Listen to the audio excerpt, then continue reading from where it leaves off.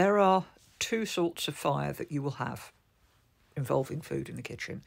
It will either be in a grill, or it will be on the stovetop, or it will be in the oven. Now, if it's like that and it's something dry, or you've set light to a piece of toast, you can just wrap your hand in an oven glove and pop it in the sink and it'll be fine. However, if you don't know for sure, be very careful, because I don't think you can see it there. You can kind of see the discoloration scar there, and I haven't got feeling right there in the back of my hand. 25, more than that now, years ago, my son said something's on fire in the kitchen, and I thought it was the grill with toast in it. Wasn't.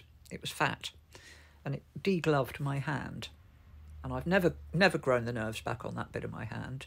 Didn't hurt on the back where I'd taken the nerves out. Did on my front. You don't want to skin your hand, it really hurts.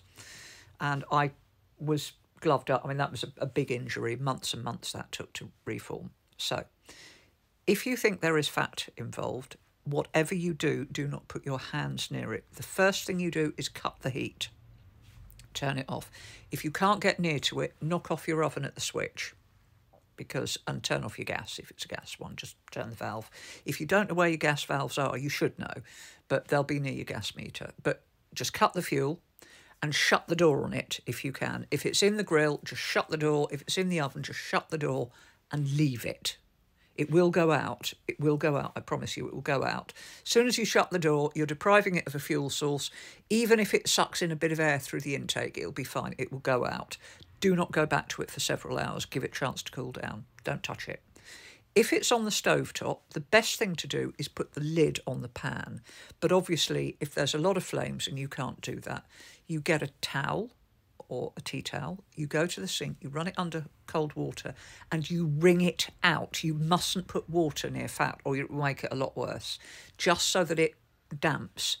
Chuck it over to quell the flames and then put a lid on it. However, what I have done since that accident, I have always had a cheap car fire extinguisher not far from my stove. It cost about 10 or 20 quid. They're the ones that you keep in your car in case your engine goes up.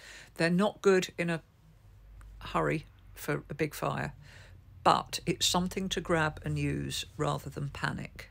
I've also got a fire blanket, and I do recommend that everybody should have a small fire extinguisher and a fire blanket in their kitchen, because that really, really hurt, and I'd hate to think that happened to any of you.